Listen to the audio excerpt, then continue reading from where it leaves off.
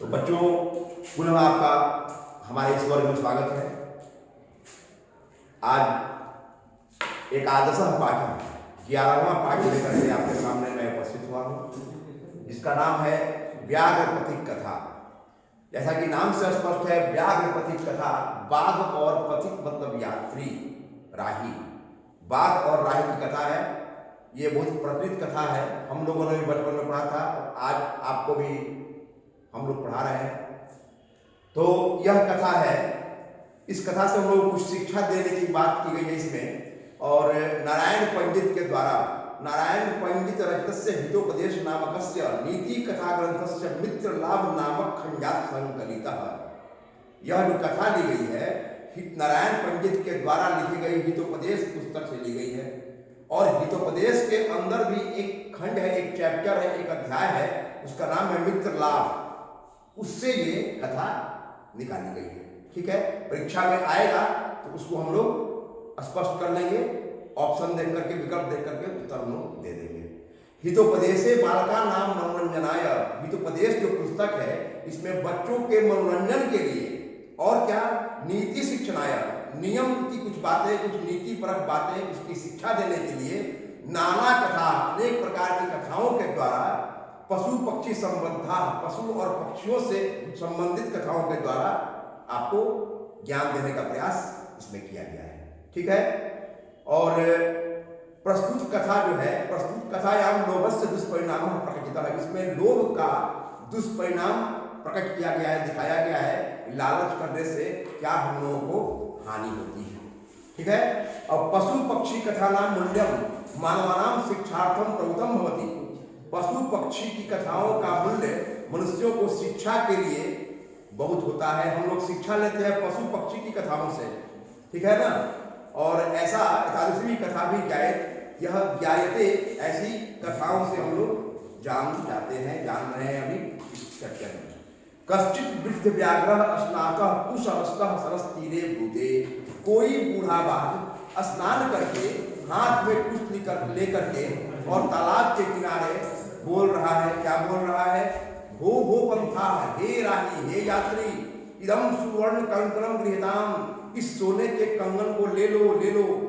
उस बाघ के द्वारा कहलाया गया है। ध्यान दीजिएगा बच्चों, बाघ ही ऑप्शन दीजिएगा, शेर नहीं। ठीक है ना। इस पुस्तक में जो चित्र दिया गया है शेर का, लेकिन उत्तर आप लोग बाघ देंगे। ठीक है ना। तो तपो लोभाकृष्टेन, उसके बाद लोभ से आकृष्ट होकर के केरटित पांथेन आलोचितम, किसी यात्री के द्वारा कहा गया। कोई यात्री कह रहा है, जा रहा था उसके बगल से, ठीक है, तो कह रहा है भाग्येन एतत् भवति, यह भाग्य से ही मिलता है।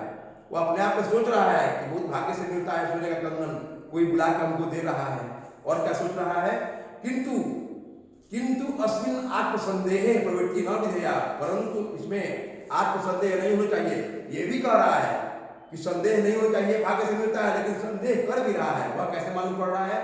अगले श्लोक में, यतः, क्योंकि अनिष्टादिष्ट लाभे अपनी, अनिष्ट नहीं चाहा हुआ, हम चाह नहीं रहे हैं, और अलाभ है, हमको और अदिष्ट दिखाई भी नहीं पड़ रहा है, लेकिन लाभ मिल गया। हम चाह नहीं रहे हैं, अचानक हमको कोई लाभ मिल गया, तो उसमें हम लोगों को नहीं पढ़ना चाहिए। न गति जायते शुभा, शुभ गति नहीं होती है उसकी। अचानक कोई वस्तु मिल जाए, दिखाई नहीं पड़ी, अचानक मेरे सामने आके गिर जाए और उसको हम लोग समझ करके ले लें, तो वह उसकी गति शुभ नहीं होती है। और क्या कह रहा है कि जिस प्रकार विष के संगत में अमृत भी मृत्यु का कारण बन जाती है ना, ऐसा सोच करके भी फिर भी वह नहीं चाहते हुए भी उसके फेरे में पड़ गया, उस बाघ के फेरे में पड़ जाता है। ठीक है, वह ऐसा बोल रहा है। किंतु सर्वत्र अर्थार्जने प्रवृत्ति संदेह है। वो किंतु सभी जगह पैसे की ही प्रवृत्ति, हर जगह पैसा मिले, इसमें जो संदेह है, कोई कह रहा है ऐसी बात। तावल निरूपयामी, तावल फिर भी सोचता हूं, ऐसा कह करके फिर बोला। प्रकाशम ब्रूते, सोच करके बोल रहा है, कुत्र तौ कंकणम, तुम्हारा कंगन कहाँ है? बाघ दिखाओ तो व्याघ्रो हस्तम प्रसार्य दर्शयति, बाघ हाथ फैला करके दिखा देता है। तो पांथो दत्त, फिर राही बोला, कथम मरात्मके त्वयि विश्वास, तुम मरात्मक, तुम हिंसक जीव पर कैसे विश्वास करूं?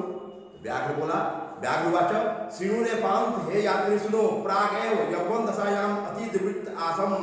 पहले मैं जवानी की दशा में, जब मैं युवावस्था में था, तो मैं बहुत दुराचारी था, वह उसको अपने जाल में फंसाना चाहता है कह करके, ठीक है। कह रहा है कि यौवन दशा में मैं बहुत दुराचारी था और अनेक गो मानुषाणाम वधान में अनेक गायों और मनुष्यों को वध करने के बाद मेरे पुत्र मृता दाराश्च और दारा मरे पत्नी, मेरे पुत्र और मेरी पत्नी दोनों मर गए थे और वंशहीनश्च अहम, और मैं वंशहीन हो गया था मैं युवावस्था में, ठीक है। ततः फिर क्या हुआ, ततः केनचित् धार्मिकेन अहम आदिष्टः, पुनः कोई धार्मिक के द्वारा मुझे आदेश दिया गया, उपदेश दिया गया। क्या उपदेश दिया गया, दान धर्मादिकम चरतु भवान, आप दान धर्म आदि करिए। वह फंसा रहा है उसको कह करके कि हमको कोई धार्मिक ने कहा कि आप दान धर्म आदि करें, इसलिए मैं दान लेकर के बैठा हुआ हूँ। तद उपदेशात इदानीम अहम स्नानशीलो दाता वृद्धो गलित नख दंतो कथम न विश्वास भूमि, तब मैं उसके उपदेश से स्नान करके और बूढ़ा हो गया हूँ, स्नान करके, और उसके बाद जिसके दांत और नाखून दोनों गल गए हैं, इस प्रकार के व्यक्ति जीव कैसे विश्वास के पात्र नहीं है। मैं तो पूरा बूढ़ा हो गया हूँ, नाखून भी गल गया है, दांत भी गल गया है मेरा, और मया तो धर्मशास्त्रान्य अधिकारी सिलूँ, और मेरे द्वारा धर्मशास्त्र भी पढ़े गए हैं, मैं बूढ़ा हो गया हूँ, मैंने बहुत धर्मशास्त्र भी पढ़े हैं। मैं बता रहा हूँ श्लोक का अर्थ, बात कर रहा है, कह रहा है दरिद्रान भरत कौन्तेय, ये महाभारत से लिया गया है। कौन्तेय कहते हैं अर्जुन को, कुंती के पुत्र को। कह रहा है कि हे कौन्तेय, हमने पढ़ा है, हे कौन्तेय, दान देना है तो माँ प्रेक्षेश्वरे धनम, ऐश्वर्यशाली व्यक्ति को जो धनवान है उसको दान मत दीजिए, क्योंकि व्याजस्य औषधम पथ्यम निरुजस्य की औषधि निरुज निरोगी, निरोगी को औषधि का क्या काम है, रोगी के लिए ही दवा की जरूरत है, निरोगी की औषधि का जरूरत है। मैंने पढ़ा है। और क्या पढ़ा है, दूसरा पढ़ा है दातव्यम दानम दियते अनुपकारिणे, और जो दान देना चाहिए किसको दो, अनुपकारिणा, मतलब जिस पर कोई पहले कोई उपकार नहीं किया हो, जो बेचारा हो उसको दान करो, क्योंकि देश काले का पात्रे, देश और काल और पात्र के अनुसार तद दानम सात्विकम विदु, वह दान सात्विक दान कहलाता है, हमने पढ़ा है। इसलिए अब तद अत्र सरसी स्नात्वा, जाओ स्नान करके स्वर्ण कंकणम गृहाणा, सोने के कंगन को ले लो, जाओ स्नान करो और आकर के ले लो मेरे पास सोने के कंगन। ततो यावत असौ तद्वचः, वह उसके वचन से प्रतीतो खुश होकर के लोभाक्षर, लोभ में पढ़ करके स्नातुन पवित्रति, स्नान करने के लिए प्रवेश करता है। तावन महापंके निमग्न, तब महान कीचड़ में फंस जाता है और पलायितुम पक्षमः, भागने में असमर्थ हो जाता है। और पंके पद्म दृष्टवा, कीचड़ में गिरा हुआ देख करके बाघ बोला, अह महापंके पद्योसी, महान कीचड़ में तुम फंस गए हो, अतः त्वाम अहम उत्थाप्यामि, तुमको मैं उठा रहा हूँ, इति उक्त्वा, ऐसा कह करके शनैः शनैः उपगम्य, धीरे धीरे उसके पास जाकर के बाघ के द्वारा पकड़ा गया। और तब यात्री सोच रहा है कि अवसेन्द्र चित्तानाम हस्ती स्थानाम योक्रिया दुर्भगाभरण प्रायो ज्ञानम भारत क्रियाम बिना, कह रहा है जिस व्यक्ति का चित्त इंद्रिय के वश में नहीं है, जिसकी क्रियाकलाप जो है, काम करने का तरीका हाथी के स्नान के समान है। हाथी का तालाब वो देखे हैं, हाथी तालाब किनारे जाता है और हल्का सा सूंड में लेता है पानी और इतना बड़ा शरीर ऊपर छींट देता है, बस वही स्नान है उसका। तो हाथी के स्नान के समान क्रिया हो, वह ज्ञान उसी प्रकार भार है क्रिया के बिना, जिस प्रकार कुरूप स्त्री को गहना पहनाना, जिस प्रकार कुरूप स्त्री को कितना गहना पहनाने वह बहुत सुंदर नहीं दिखती है, उसी प्रकार वह ज्ञान भार है क्रिया के बिना, ठीक है ना, जिसका इंद्रिय बस में नहीं हो और जिसका क्रियाकलाप हाथी का स्थान का समान हो। और क्या कह रहा है, यह सोचता हुआ व्याघ्रेण व्यापायितः, व्याघ्र के द्वारा व्यापादित कर लिया गया, मार डाला गया और खा लिया गया। वह यात्री मारा गया और बाघ उसको खा लिया। इसलिए कहा गया है बच्चों शिक्षा के लिए, कंकणस्य तु लोभेन मग्नः पंके सुस्तरे, जिस प्रकार कंगन के लोभ में वह यात्री कीचड़ में फंस गया और वृद्ध व्याघ्रेण संप्राप्त, बूढ़े बाघ के द्वारा पकड़ करके मार करके खा जाया गया। इसी तरह हम लोगों को ज्ञान लेना चाहिए कि हम लोगों को कभी भी लालच में नहीं पड़नी चाहिए। अब आते हैं बच्चों प्रश्नोत्तर पे। व्याघ्रपति कथा किस ग्रंथ से ली गई है? हितोपदेश से ली गई है, पढ़ा दिया गया। आपको उत्तर आप लोग और प्रश्न आप देख लें, इसको नोट कर लें। हितोपदेश की रचना किसने की? नारायण पंडित ने।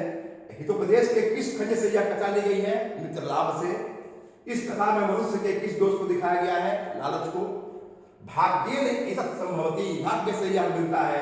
इसी केन आलोचितम, यह किसके द्वारा कहा गया, वाक्य के द्वारा कहा गया। हिंदी में भी आ सकता है, ठीक है, हमने संस्कृत में लिख दिया है लेकिन हिंदी में भी आता है। कह लोभा कृष्ण, लोभ में कौन पड़ गया, लोभ से आकृष्ट कौन हो गया, पथिक यात्री। कह वंशीहीन आसीत, वंशीहीन कौन था, बाघ। कुत्र तो कंकणम इति कह अवदत्, तुम्हारा कंगन कहाँ है, यह किसने बोला, यात्री ने। हाथ को फैलाकर कौन दिखाता है, बाघ। व्याघ्र पथिक कथा में कौनतेय किसे कहा गया है, अर्जुन को। और क्रियाम बिना किम भारः, ज्ञानम ज्ञानम भारः, क्रियाम बिना, ठीक है।